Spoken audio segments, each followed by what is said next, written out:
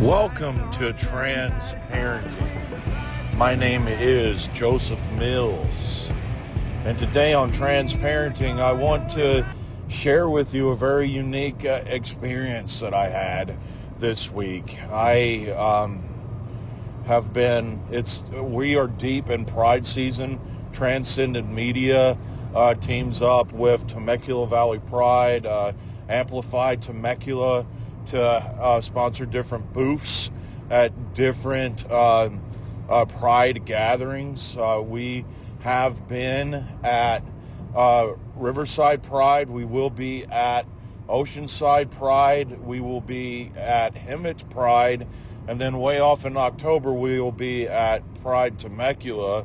And there's so much that we are surfing through that I wanted to take a moment just to talk about the blessings that come from being at the Pride events. But today's episode of Trans Parenting, I want to talk about some of the headaches that come along with being at Pride events and sort of my first upfront interaction with really protesters from the quote-unquote religious community, and I'll get into that statement in this conversation, but the quote-unquote religious community who comes out to make everybody feeling bad for themselves that they have found the freedom within their own identities. I'm at Riverside Pride. I've got the table set up, and there's a one-man army out front with his high-held "You're a sinner, you're going to hell" sign with his megaphone, and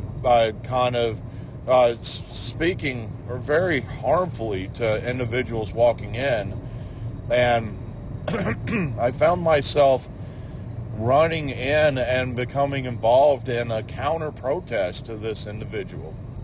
Now, if you ever are involved in this sort of action, that you want to go out and to kind of dampen the voice of individuals who have come to these wonderful events only to cause harm, I want to give you some suggestions that happen during this counter protest that might be quite helpful. First, I would like for you to realize and to understand the best way to counter protest an individual is to not approach them. Don't move into them. Don't get stuck into their narrative. Don't get stuck into their conversation, because they already exist within a realm that there's no possible way that they're going to be wrong, and there's no way that you're going to change their mind. Don't move into a place that you get sucked into their argument, their conversation. You're not going to win that fight. You can have the most extensive knowledge of biblical facts that you can throw back to their flawed theology, and they're not going to listen to you. So the very first thing that you don't want to do is to get lost in a one-on-one yelling debate with these individuals. You're not going to change their mind. There's another reality to hold on to. There's the other reason that you don't want to move into a debate with them is, as soon as you start talking to them, they're going to do everything possible to change your conversation into a screaming argument. And they know what to do. They know the tips and the turns to put an individual in, to poke at, to prod their patience and their focus, and they will immediately do everything that they can to shift your conversation into an argument so that they can say, "Oh, look, all this person did was to come over and argue with me, but they're saying love is love, but they started a fight with me." So that's the very first thing to not do, is to address these individuals directly. It'll get turned around, or they're just not going to hear you. Now, here's something that was pretty cool that happened yesterday. One of the things that we did was we timed our voices to when this individual was talking. It was our only focus to drown out the hate. So, in order to do that, we were in a close enough proximity that we could not be accused of aggressively moving towards this individual. But we made something that was referred to in an event that I had been at before as a love wall, and used our voices to speak louder than the megaphone. And we'll talk about that in a moment. And also to block off people who are going in to peacefully enjoy themselves, to kind of create a wall between them and this individual who was doing nothing more than spewing hateful language. Many years ago, just after Single H started their journey on transitioning, we took Single H to a Transgender Day of celebration, and during that event Ricky Kane went in with Single H for the event, but I stayed outside and participated in a love wall that was to protect everyone inside the building from having to see or hear the hateful language of the protesters of the event. And we didn't do this as much as that event as we did yesterday, but I do want to give you a really strong suggestion to just go out, create a line between the protesters and those who are just trying to go in to peacefully celebrate their true identities.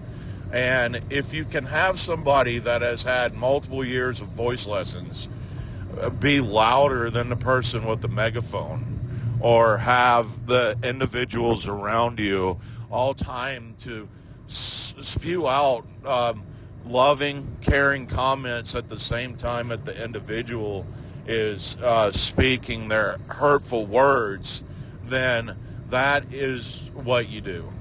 It is, all you can do is drown out the hurt. As I shared with you in the first suggestion, you're not going to change their mind. You're not. You also don't want to get drawn into the conversation, like I said in the first section, with this individual, because not only are they not going to listen to you, they're going to try to pull you in to their argument, and you cannot do that.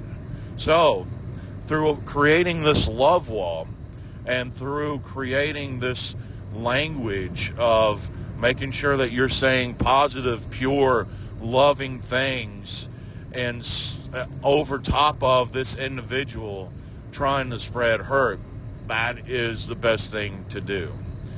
Now, this individual was there for quite a while, but that love wall was there for quite a while until that he realized there's no way that his megaphone was going to be louder than the collection of people who were there to preserve love. So that's the other thing I need you to remember. The third suggestion that I have for you is to not go out alone.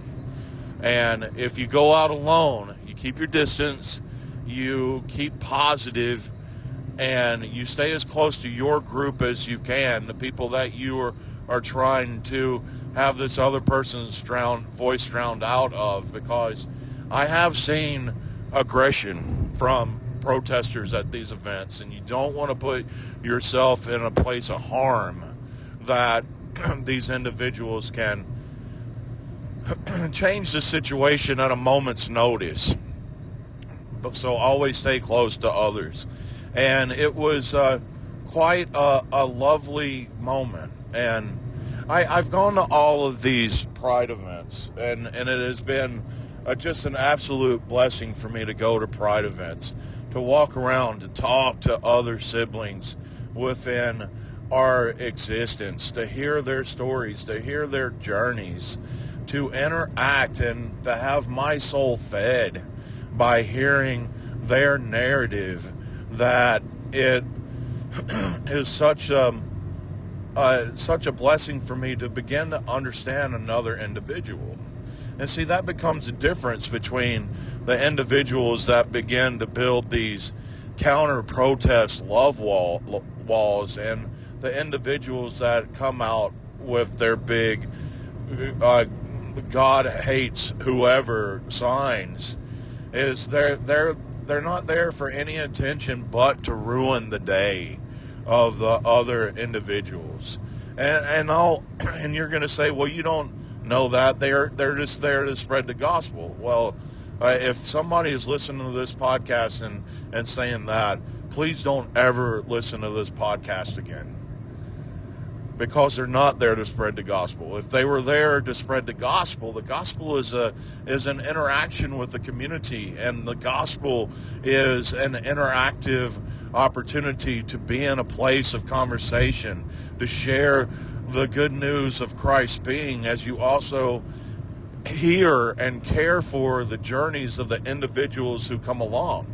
To stand there and to shout at people that they're going to hell because of who that they love, whether that they're right or wrong. I'll move into the middle ground for what I'm saying right now.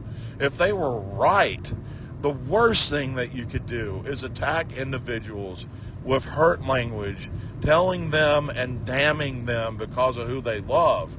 You do what many other churches did that day by having booths inside the gathering, by having a booth that enabled you to move into a place of conversation and to really hear the life stories of others. And through hearing other individuals' life stories, you talk about how Jesus Christ interacts with the life stories, their life journeys. And that's how you do it. You don't do it by screaming and yelling hurtful, harmful things to individuals who are just coming to places, who are looking for some kind of peace and celebration for a love that they have in their lives. I want to address one other thing that exists in this reality. The other thing that exists in this reality is this argument that goes on. People go into these pride gatherings, and they're taught how to be gay. They're made to be gay. They're groomed to be LGBTQ through going to these gatherings. If you've ever been to a pride gathering, and now listen, but pride parades don't fit into what I'm about to share. Pride parades, they have some risky, sensual stuff that happens in the pride parades. But most pride gatherings is just an informational place on how people can receive help, and not just LGBTQ friends to receive help. I walked around and I looked at the different booths that were there, and admittedly there were many vendors that were there, and admittedly, maybe those vendors, maybe they rainbow washed their product so that they could go and make money, but at least they were there peacefully. I mean, to rainbow wash something so that you can make sales at least presents a peaceful situation for the people that you're hoping to spend money with you. But I walked around, there was healthcare things, Planned Parenthood was there. And listen, when I say Planned Parenthood, numerous ideas begin to shift over to abortion. And Planned Parenthood is not solely about abortion. It's about getting individuals the medical care that they need to have successful births. It's about giving out information on how to truly medically care for your children after that they're born. So the whole lash out with Planned Parenthood on solely being these places that promote abortions it could not be anywhere further away from the truth. It is this a place that is trying to help individuals be good parents to raise healthy children. So there's Planned Parenthood things there. There's informational things on how to process the questions that you have about your journey. There's ways to find out how to read books and find media that helps individuals see their journeys in a different perspective. They can see themselves in a story.